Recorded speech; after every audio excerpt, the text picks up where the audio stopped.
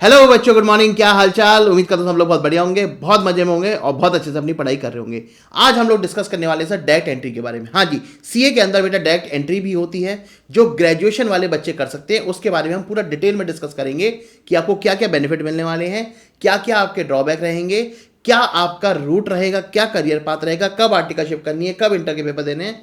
सारी चीजें हम सर डिटेल में डिस्कस करने वाले हैं। इस वीडियो के बाद आपको डायरेक्ट एंट्री से रिलेटेड कोई डाउट नहीं रहने वाला है, तो पूरी वीडियो आप शुरुआत से एंड तक जरूर देखें, जरूर समझें। तो चलिए सर स्टार्ट करते हैं। स्टार्ट करने से पहले बेटा मैं अपने बारे में बता देना चाहता हूं। मैं हूं सीए अमन अग्रवाल, मैं पढ़ाता हूं आपको सीए इंटर में।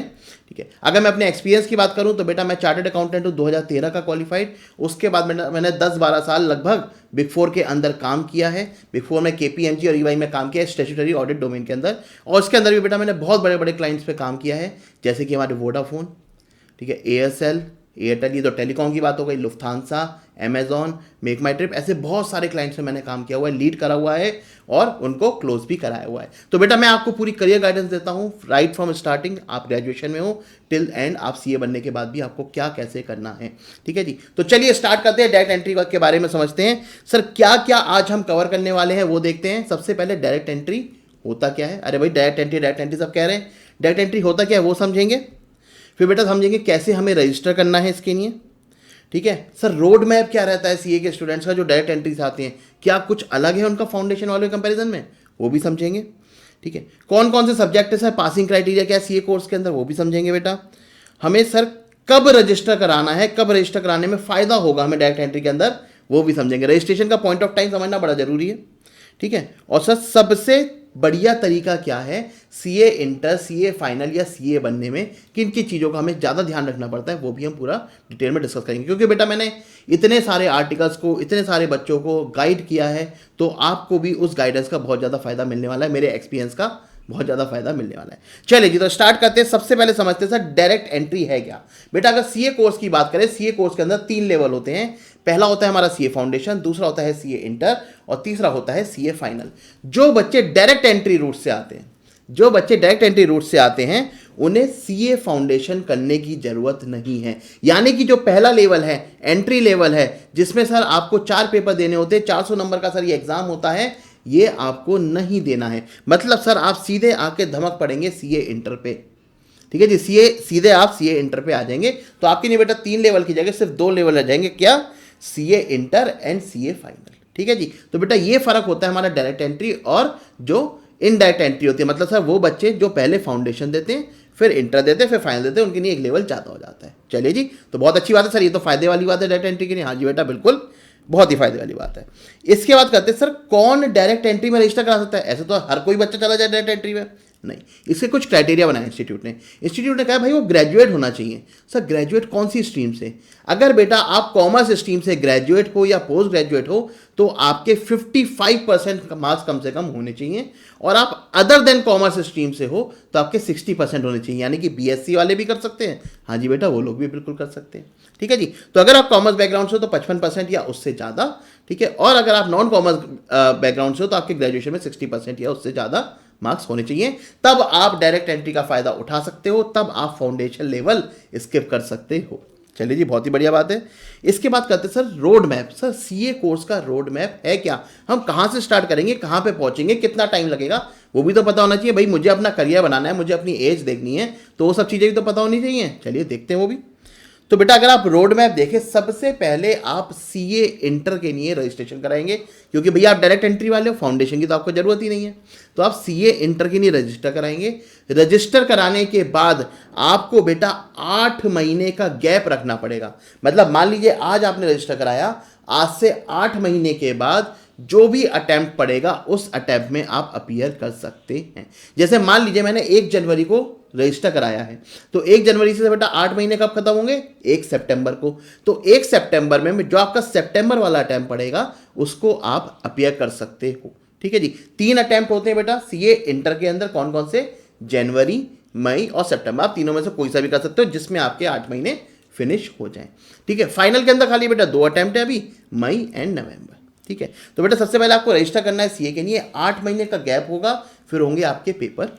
ठीक है, सीए इंटर के। उसके बाद क्या होगा सर, उसके बाद बेटा आपकी 2 साल की आर्टिकलशिप होगी, इंटर्नशिप होगी। बेटा ये क्या होता है? बेटा एक रजिस्टर्ड सीए, एक प्रैक्टिसिंग सीए के अंदर आपको 2 साल काम सीखना होता है। ठीक है, तो इंस्टीट्यूट उसमें ऑप्शन देता है आपको कि भैया 1 साल किसी सीए के अंडर कर लो, सीए फर्म के अंडर, और 1 साल इंडस्ट्री के अंदर कर लो, उसे इंडस्ट्रियल ट्रेनिंग करता है।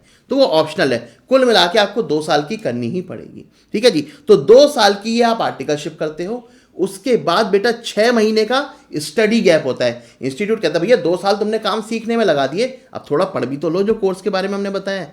फिर बेटा 6 महीने का स्टडी गैप होता है, मैंडेटरी गैप है, ऐसा नहीं है कोई ऑप्शनल है। आपको 2 साल की आर्टिकलशिप कंप्लीट करने के बाद 6 महीने का स्टडी गैप लेना पड़ेगा। उसके बाद आप अपने फाइनल अपीयर कर सकते हो। ठीक है, तो मतलब सर ओवरऑल स्कीम में लगभग हमारे 3.5 से 3.25 से 4 साल आप मान के चलो लग जाते हैं सीए करने में। ठीक है जी, इसके बीच में बेटा कुछ ट्रेनिंग भी होती है जो हमें करनी होती है। जैसे सीए इंटर करने के बाद हमें सर एक ओरिएंटेशन वाली होती है और एक आईटी वाली होती है। ऐसी बेटा सीए फाइनल करने के बाद भी कुछ ट्रेनिंग होती है हमारी, वो 15-15 दिन की ट्रेनिंग होती है जो हमें करनी पड़ती है। ठीक है जी, चलिए, तो ये हमारा सर रोड मैप रहता है सीए बनने का, right from starting till end 4 years you are done with the CA. चलिए, इसके बाद बात करते हैं sir subject and passing criteria. सबसे इंपॉर्टेंट है कि सर सब्जेक्ट हमें कौन कौन से पढ़ने पड़ेंगे और उनका पासिंग क्राइटेरिया क्या होगा। बेटा अगर हम सीए इंटर की बात करें तो उसके अंदर 2 ग्रुप होते हैं, ग्रुप 1 एंड ग्रुप 2। ग्रुप 1 के अंदर 3 पेपर होते हैं, ग्रुप 2 के अंदर भी 3 पेपर होते हैं। सर ग्रुप 1 में कौन कौन से पेपर होते हैं? बेटा हमारा होता है अकाउंट्स का, ठीक है, हमारा होता है लॉ का, हमारा होता है टैक्सेशन का। टैक्सेशन के अंदर दोनों आते हैं, इनकम टैक्स और जीएसटी। ठीक है जी, तो 3 पेपर हो गए ग्रुप 1 में। ऐसी बेटा ग्रुप 2 के अंदर भी 2-3 पेपर होते हैं आपके, कॉस्टिंग का, ऑडिटिंग का और financial management and strategic management का। कॉस्टिंग और फाइनेंशियल मैनेजमेंट, स्ट्रेटेजिक मैनेजमेंट मैं पढ़ाता हूँ आप लोगों को। ठीक है जी, तो ग्रुप 2 के अंदर आपके ये दोनों पेपर रहने वाले हैं। तो बेटा ये 6 पेपर क्लियर करने पड़ेंगे, तब आपका माना जाएगा कि आप सीए इंटर क्लियर कर चुके हो। उसके बाद आप आओगे सीए फाइनल में। बेटा सीए फाइनल के अंदर भी 6 पेपर है। बेटा कई वीडियो आपको दिखेंगी जिसके अंदर 8 पेपर आ रहे होंगे, वो खत्म हो चुका है, वो पुराने कोर्स की बात थी, अब वो एप्लीकेबल नहीं है, अब सिर्फ 6 पेपर ही है। ठीक है, सीए फाइनल के अंदर बेटा अगेन आपके 2 ग्रुप है। पहले ग्रुप में आपका अकाउंट्स आती है जिसे हम फाइनेंशियल रिपोर्टिंग कहते हैं, फाइनेंशियल मैनेजमेंट आता है और ऑडिटिंग आता है। और फाइनल के ग्रुप 2 में बेटा आपके डीटी आता है, आईडीटी आता है और एक मिसलेनियस कहते हैं सब्जेक्ट आईबीएस, वो आता है, इंटीग्रेटेड बिजनेस सॉल्यूशन। ठीक है जी, तो बेटा ये सारे पेपर है जो आपको पास करने पड़ेंगे। सर पासिंग क्राइटेरिया क्या है? क्या सर जीमैट की तरह परसेंटाइल आती है इसमें? नहीं बेटा, कोई परसेंटाइल वगैरह नहीं आती, इसमें परसेंटेज के बेसिस पे मार्क्स मिलते हैं। मतलब ऐसा कुछ नहीं होगा कि आपको परसेंटाइल बेसिस पे पास करा जाए। ठीक है जी, परसेंटेज बेसिस पे होगा। अगर आपके 50% से ज़्यादा हैं तो आप उसमें पास हो, अगर 50% से कम है तो आप उसमें पास नहीं हो। लेकिन इसमें एक छोटा सा ट्विस्ट है बेटा, जो ये 50% देखे जाते हैं ना, ये ग्रुप लेवल पे देखा जाता है। मान लीजिए आपके ग्रुप 1 में तीनों सब्जेक्ट को मिला के 50% आ गए, ठीक है, ग्रुप 1 में या ग्रुप 2 में आपके तीनों सब्जेक्ट मिला के सर 50% आ गए तो आप उसमें पास हो जाओगे। ठीक है, तो 50% सब्जेक्ट वाइज नहीं देखा जाएगा सर, हमारा टोटलिटी में देखा जाएगा। ठीक है, लेकिन इसमें बेटा एक चीज़ ध्यान रखना, हर सब्जेक्ट में कुछ मिनिमम स्कोर भी करना पड़ता है। बेटा हर सब्जेक्ट में आपका मिनिमम स्कोर 40 होना चाहिए। ये क्राइटेरिया इंटर और फाइनल दोनों के लिए सेम है।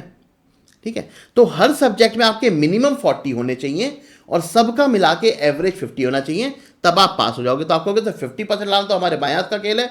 ठीक है, 3 मूवी की कहानियां लिखेंगे और आ जाएगा जैसे ग्रेजुएशन में करते थे। नहीं बेटा, अच्छे लेवल का पेपर आता है, अच्छे से पढ़ना पड़ेगा। जब आप सीए की पढ़ाई स्टार्ट कर रहे हो, हमेशा दिमाग में स्टार्ट करना कंसेप्ट जरूरी है, उसके अलावा बाकी सारी चीज़ें सेकेंडरी हैं। ठीक है जी, कंसेप्चुअल क्लैरिटी होनी जरूरी है। ऐसा नहीं है भैया ग्रेजुएशन की तरह 10 क्वेश्चन करें, 10 क्वेश्चन में से कोई आ जाएगा ना, कंसेप्ट क्लियर होना बहुत जरूरी है। ठीक है, तो उसके बारे में बाद में डिटेल में बात करेंगे। ठीक है, फिलहाल हमने सर पासिंग क्राइटेरिया की बात कर ली। अच्छा सर, मैंने एक पेपर दिया, मैंने एक ग्रुप दिया, मान लीजिए ग्रुप 1 में मेरे एक सब्जेक्ट में आ गए 80 मार्क्स और बाकी दोनों सब्जेक्ट में रह गए 30-30 मार्क्स, तो क्या होगा बेटा, उस सब्जेक्ट में आपको एग्जम्पशन मिल जाएगी, वो सब्जेक्ट आपको नेक्स्ट अटेम्प्ट में नहीं देना पड़ेगा। सर मल्टीपल अटेम्प्ट हो सकते हैं? हाँ बेटा, मल्टीपल अटेम्प्ट हो सकते हैं, लेकिन हमें सर क्या करना जान के, हम तो सर एक अटेम्प्ट में निकालेंगे। मल्टीपल अटेम्प्ट का बेटा कोई बाउंडेशन नहीं, कितने भी दे सकते हैं, लेकिन उस चीज़ में हम नहीं जाएंगे भैया, हमें तो पहले अटेम्प्ट में निकालना है। ठीक है जी, तो ये इसमें बेटा पासिंग क्राइटेरिया अगर आप देखोगे ओवरऑल 50% चाहिए हमें। ठीक है, हमारे साथ 40% हर पेपर के अंदर चाहिए। ठीक है, आप एक ग्रुप के लिए भी अपीयर कर सकते हो, दोनों ग्रुप के लिए भी अपीयर कर सकते हो। ऐसा नहीं है कि एक एक पेपर करके निकाल लो ना, पूरा ग्रुप देना पड़ेगा एक साथ। ठीक है, और बेटा इसमें एक चीज़ और ध्यान रखना, इंस्टीट्यूट ने नई स्टडी के अंदर, नए कोर्स के अंदर 30% मार्क्स आपके एमसीक्यू के कर दिए हैं। मतलब हर सब्जेक्ट में 30% आपको 30 मार्क्स आपको एमसीक्यू के मिलेंगे ही मिलेंगे। तो इसी से आसान होना थोड़ा और भी आसान कर, पास होना थोड़ा और भी आसान कर दिया है इंस्टीट्यूट ने। चलिए जी, तो हमने बात कर ली सब्जेक्ट और पासिंग क्राइटेरिया की। अब बात करते हैं सर रजिस्ट्रेशन की। मैंने आपको बताया बेटा 8 महीने का गैप होना चाहिए रजिस्ट्रेशन और पेपर के बीच में, ठीक है। लेकिन सर मैं ग्रेजुएशन के 3rd ईयर में हूं, ठीक है, मैं अभी ग्रेजुएशन में पास तो नहीं हुआ, लेकिन मैं सीए के लिए रजिस्टर करा देना चाहता हूं। तो बेटा मैं आपको बता दूं, यहाँ पे जितने बच्चे मैक्सिमम अवेयर हैं, ठीक है, प्रोएक्टिव हैं, ठीक है, जो होशियार हैं, जिनको सब चीज़ों के बारे में पता है, वो लोग क्या करते हैं, वो लोग 3rd ईयर में जब अपना लास्ट सेमेस्टर आता है ना, तब अपना सीए का रजिस्ट्रेशन करा देते हैं। उसे कहते हैं प्रोविजनल रजिस्ट्रेशन। यानी कि सर मैं ग्रेजुएशन के बाद पास होने के बाद 8 महीने वेट करूं, इससे अच्छा लास्ट ईयर के अंदर ही मैं एक प्रोविजनल रजिस्ट्रेशन करा सकता हूं। उससे क्या होगा, आपके जो 8 महीने हैं ना, वो प्रोविजनल रजिस्ट्रेशन वाली डेट से काउंट होने स्टार्ट हो जाएंगे। और एक बार आपके पास बीकॉम 3rd ईयर की मार्कशीट आ गई, ठीक है, उसके बाद वो आपका रजिस्ट्रेशन फाइनल हो जाएगा। तो जो 8 महीने काउंट होने थे वो आपके पहले से हो जाएंगे। तो सपोज करिए आपका, मान लीजिए जून में आप बीकॉम पास करोगे, ठीक है, और आपके पास जुलाई में आपके पास मार्कशीट आएगी, तो आपको क्या करना है, नवंबर में रजिस्ट्रेशन करा लेना प्रोविजनल, ठीक है। नवंबर में रजिस्ट्रेशन करा लोगे, तैयारी चालू कर दोगे सीए की। जब जुलाई में मार्कशीट आएगी, जुलाई में मार्कशीट सबमिट कर देना इंस्टीट्यूट को और कह देना भैया मेरा रजिस्ट्रेशन प्रोविजनल से अब फाइनल हो गया है और मैं अब सितंबर में अटेम्प्ट दे सकता हूँ, ठीक है। तो ये फायदा हो जाता है प्रोविजनल रजिस्ट्रेशन का। तो जो भी बच्चे ग्रेजुएशन के बाद प्लान कर रहे हैं हम डायरेक्ट एंट्री से सीए करेंगे, बेस्ट तरीका है, टाइम आपको सेव करना है, 1 साल अपना बचाना है, तो नवंबर में रजिस्ट्रेशन करा देना और आप अगले साल में सितंबर में पेपर दे सकते हो, ठीक है। बाकी अपना यूनिवर्सिटी का एग्जाम टाइमिंग के हिसाब से आप एडजस्ट कर सकते हो अपना रजिस्ट्रेशन, ठीक है जी। चलिए इसके बाद कहते हैं सर रजिस्टर कैसे कराना है, क्या मुझे ऑफिसों के चक्कर काटने? नहीं बेटा, इंस्टीट्यूट का ऑनलाइन है ici.org, उस पर जाइए, स्टूडेंट के अंदर स्टूडेंट कैप्शन होगा, उसके अंदर जाइए और आप रजिस्ट्रेशन करा लीजिए। अब बात करते हैं सर कैसे हमें सीए इंटर की तैयारी करनी है ग्रेजुएशन के साथ। सबसे पहले बेटा टारगेट बनाना है हमें बोथ ग्रुप का। बोथ ग्रुप का टारगेट क्यों बनाना है बेटा? देखो सिंगल ग्रुप तो बहुत बच्चे निकालते हैं, बोथ ग्रुप निकालोगे आप पहली बार, आप बहुत ही बढ़िया स्टैंड आउट करोगे। दूसरी चीज, अगर आप बोथ ग्रुप निकालते हो तभी आपकी रैंक बनेगी, सिंगल ग्रुप में कभी भी रैंक नहीं बनती है, ठीक है। तीसरी चीज, अगर आप बोथ ग्रुप एक साथ निकालते हो आपकी आर्टिकलशिप बहुत अच्छी लगती है। और बेटा आर्टिकलशिप ना, अगर आपको नहीं पता बताता हूँ, सीए के अंदर बिग फर्म्स होती हैं, ठीक है, बिग 4 होती है जैसे केपीएमजी, पीडब्ल्यूसी, ईवाई, डिलॉयट। बिग 10 होती है, इसके अंदर और फर्म आ जाती है। बिग 20 होती है, उसके अंदर और अच्छी फर्म आ जाती है। तो ये जितनी बड़ी बड़ी फर्म है ना, ये उन्हीं बच्चों को लेती हैं जिन्होंने दोनों ग्रुप एक साथ निकाले हुए होते हैं, ठीक है जी। तो हमेशा बोथ ग्रुप का टारगेट बना के चलें बेटा। अपने 4th सेमेस्टर से ही तैयारी करनी स्टार्ट कर दे, यानी कि सर मेरे इस जुलाई में मान लीजिए 4th सेमेस्टर खत्म हुआ है, अगले साल सितंबर का मैं टारगेट बनाऊंगा, ठीक है। अगले साल में सितंबर का टारगेट बनाऊंगा और उसके हिसाब से तैयारी चालू कर दूंगा। तो 4th सेमेस्टर खत्म हुआ, अपनी सीए की तैयारी स्टार्ट कर दीजिए, ठीक है। अपनी क्लासेस जो हैं, जो बेटा इस सब्जेक्ट की क्लासेस होती हैं, एक क्लास बेटा नॉर्मली 3 महीने चलती है, ठीक है, और एक दिन में आप 3 क्लासेस कर सकते हो। तो अपनी क्लासेस बेटा 6 से 7 महीने के अंदर निपटा देना। अगर आपको क्लासेस के बारे में अलग से इंफॉर्मेशन चाहिए तो मैं आपको अभी बता दूंगा। फिलहाल जितनी भी आपकी क्लासेस आपको 6 to 7 मंथ्स के अंदर उन्हें कंप्लीट करना है। उसके बाद बेटा 2 रिवीजन और 2 बार मॉक टेस्ट पेपर कम से कम हमें देने हैं। तो ये बेटा हमारा ओवरऑल डिटेल रहेगी। रिवीजन कैसे करना है, तैयारी कैसे करनी है, वो सब हम अलग वीडियो में कवर करेंगे। यहाँ पे हमारा फोकस है सर डायरेक्ट एंट्री वाले स्टूडेंट्स को गाइड करना। चलिए इसके बाद बेटा अगर आपको मेरे से कनेक्ट करना है फर्दर किसी गाइडेंस के लिए तो मेरा नंबर है 9289599908। बेटा मेरा यूट्यूब चैनल का भी यहाँ पे मैंने लिंक दे रखा है, टेलीग्राम चैनल का भी लिंक दे रखा है, आप यहाँ पे कनेक्ट कर सकते हो, आपको सारी अपडेट्स मिलती रहेंगी।